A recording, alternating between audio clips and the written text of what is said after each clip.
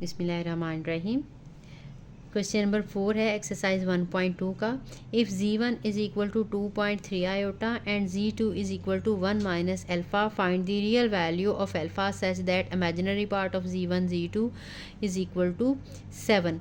अब हमें z1 की वैल्यू दे दी है, z2 की वैल्यू दे दी है। हमने इन दोनों की प्रोडक्ट फाइंड आउट करनी है। प्रोडक्ट के बाद हम उसका जो इमेजिनरी पार्ट है उसको 7 के इक्वल करेंगे और उसको सिंप्लीफाई करके वहाँ से आंसर जो है हमारे पास अल्फ़ा का आ जाएगा।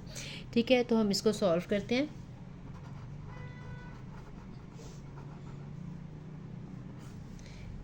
Since imaginary part of z1 z2 is equal to 7, so first जो है हम इनकी प्रोडक्ट फाइंड साथ साथ ही लिखते जाएं तब भी ठीक है, अदरवाइज़ पहले z1 z2 की प्रोडक्ट जो है वो निकाल लेते हैं। z1 हमें दिया हुआ है 2 + 3 आयोटा है और z2 है 1 माइनस एल्फ़ा। इनको हमने मल्टीप्लाई करना है, आपको पता है 2 को 1 माइनस एल्फ़ा के साथ मल्टीप्लाई करेंगे और 3 आयोटा को हम 1 माइनस एल्फ़ा के साथ मल्टीप्लाई करेंगे। हमने वैसे तो सिर्फ इसका इमेजिनरी पार्ट चाहिए, तो इसको भी मल्टीप्लाई करना है तो कर देंगे 2 माइनस 2 अल्फ़ा। जब इसको अंदर मल्टीप्लाई करेंगे, इसको मैं सिर्फ आयोटा बाहर रहने देती हूँ क्योंकि मैंने फिर इमेजिनरी पार्ट शो करने के लिए जो है इसका कॉमन निकालना था। 3 को मल्टीप्लाई कर देते हैं, 3 माइनस 3 अल्फ़ा। अब जब हमने इसके रियल और इमेजिनरी पार्ट्स का कंपैरिजन करना है, कंपैरिजन नहीं करना सॉरी, हमने सिर्फ इमेजिनरी पार्ट हमें गिवन फ्रॉम 1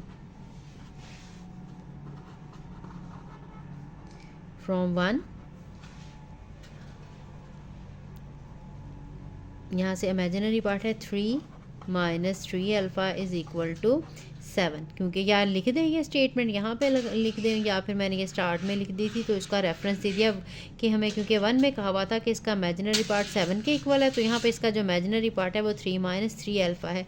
इसको हम सॉल्व करेंगे तो हमारे पास अल्फ़ा का आंसर आ जाएगा।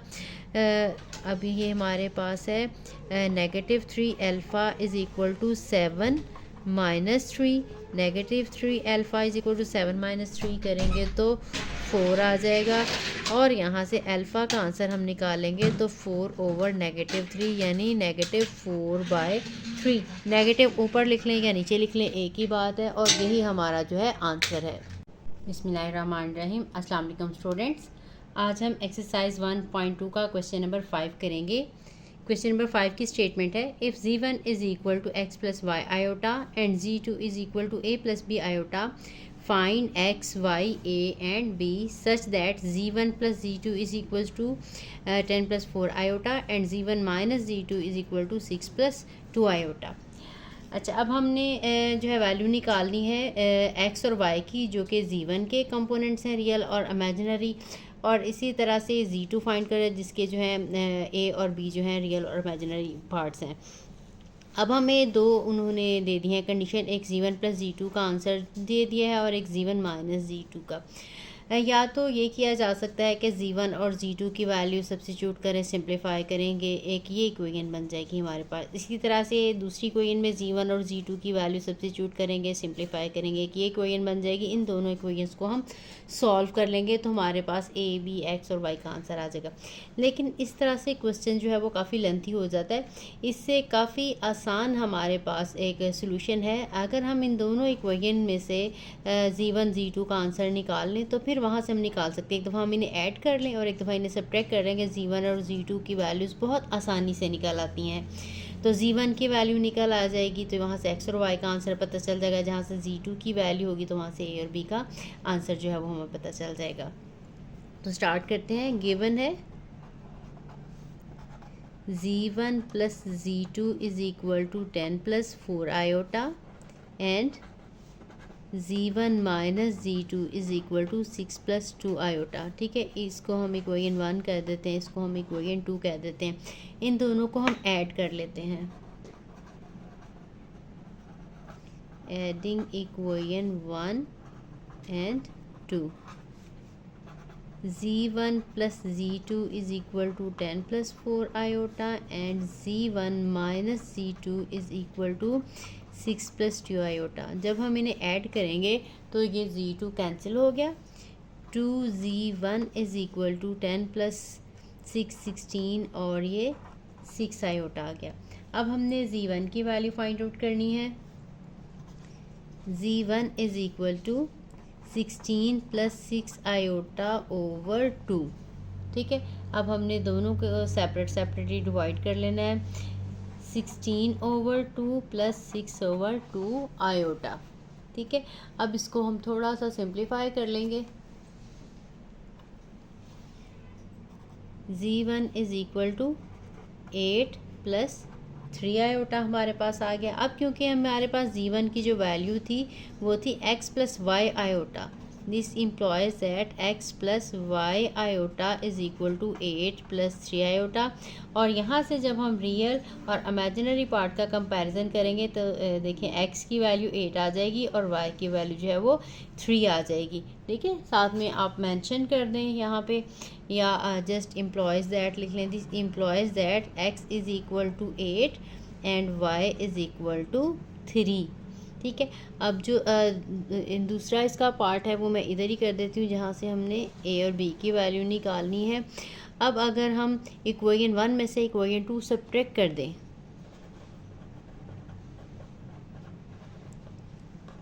Subtracting equation 1 from equation 2, then equation 2 from equation 1 कर लेते हैं। z1 plus z2 is equal to 10 plus 4 iota और z1 minus z2 is equal to 6 plus 2 iota. इन्हें अब हम सब्ट्रैक्ट करेंगे। अब z1 z2 कैंसिल हो जाएगा, 2z2 इज़ इक्वल टू 10 में से 6 सब्ट्रैक्ट करेंगे तो 4 आ जाएगा और ये 2 iota. Now z2 is equal to 4 plus 2 iota over 2, this mean z2 is equals to 4 over 2 plus 2 over 2 iota, this is equal to 2 plus iota. ठीक है, अब इसका मतलब है z2 हमारे पास क्योंकि इक्वल था a प्लस b आयोटा के, तो this implies that a is equal to 2 and b is equal to 1। Iota को कोफिशिएंट 1 है और यही हमने जो है फाइंड आउट करना था। इस तरह से बहुत आसानी से z1 और z2 की वैल्यू फाइंड आउट करके x, y, a और b आ जाएंगे और हमें इक्वेशंस को सॉल्व नहीं करना पड़ेगा। तो नेक्स्ट करते हैं क्वेश्चन नंबर 6। क्वेश्चन नंबर 6 है, show that for all z1 z2 belongs to C and z1 z2 conjugate is equal to z1 conjugate z2 conjugate। यानी क्वेश्चन में हमने क्या प्रूव करना है कि अगर कोई से भी दो कम्प्लेक्स नंबर हों, इनकी प्रोडक्ट लेकर कॉन्जुगेट ले लिया जाए या पहले इनकी कॉन्जुगेट्स लिए जाएं सेपरेटली और फिर इन्हें मल्टीप्लाई किया जाए तो आंसर जो है वो सेम आता है। तो बहुत सिंपल सा प्रूफ है, स्टार्ट करते हैं। लेट, क्योंकि ये कम्प्लेक्स नंबर है इसलिए इनका एक रियल पार्ट और एक इमेजिनरी पार्ट हमने सपोज करना है a plus b iota and z2 is equal to c plus d iota. आपकी अपनी मर्ज़ी है, a b c d ले लें, x y ले लें a का या कुछ भी हम सपोज कर लें, लेकिन इस तरह के आपने उसके 2 पार्ट जो है ना रियल और इमेजिनरी जो है सपोज करने हैं। इसके बाद अब हमने z1 z2 को मल्टीप्लाई करना है, फिर हम कॉन्जुगेट लेंगे। Now z1 z2 is equal to a plus b iota multiply by c plus d iota. इनकी प्रोडक्ट निकाल लेते हैं। a को मल्टीप्लाई करना है c प्लस डी आयोटा के साथ और b आयोटा को मल्टीप्लाई करना है हमने c प्लस डी आयोटा के साथ। ये मैं स्टेप इसलिए लिखती हूँ ताकि आपको कन्फ्यूजन ना रहे, अदरवाइज़ डायरेक्ट भी इसको किया जा सकता है। a c plus a d iota plus B C iota plus B D iota square.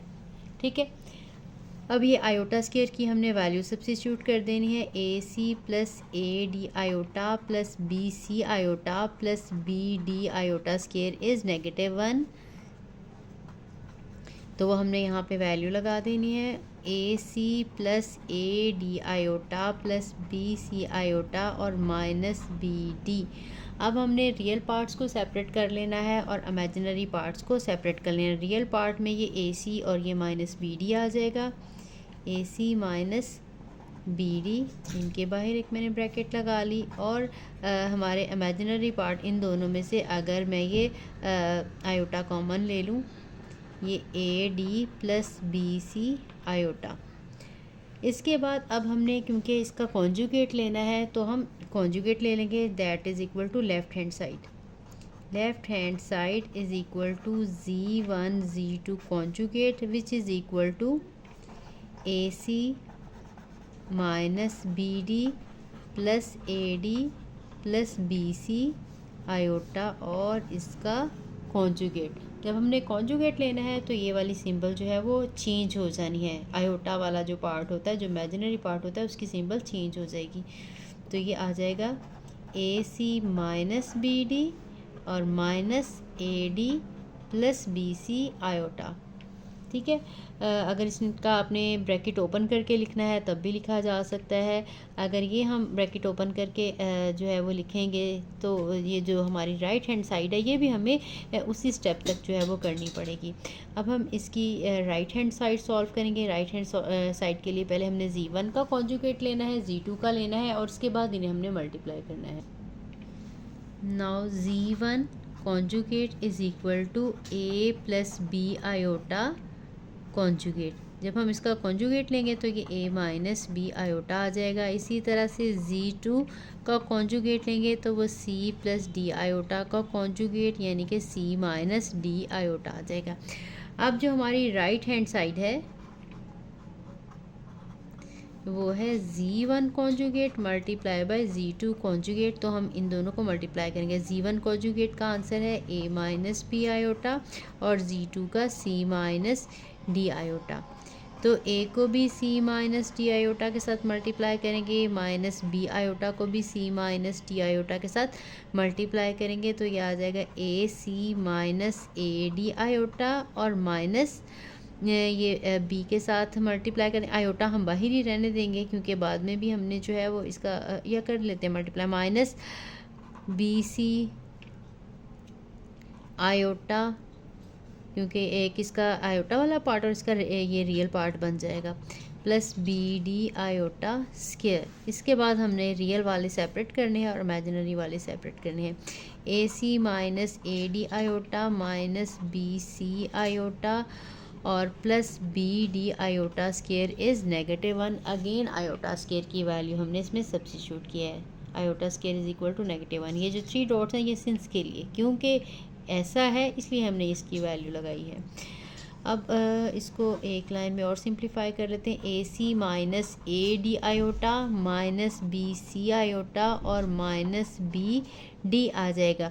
अब इसमें देखें रियल A और BD, AC माइनस BD ये रियल पार्ट है और ये दोनों आयोटा वाले हैं। इन दोनों में से मैं नेगेटिव कॉमन निकाल लेती हूँ तो AD प्लस नेगेटिव कॉमन निकालने की वजह से मैंने यहाँ पे प्लस लिखा है और BC आयोटा मैंने बाहर लगा लिया। और यही वाली देखें हमारी जो थी ये लेफ़्ट हैंड साइड थी, ये AC minus BD, AC minus BD फिर माइनस था, फिर AD प्लस BC और ये AD प्लस BC आयोटा। और ये हमने प्रूव करना था तो लिख देते हैं हेंस proved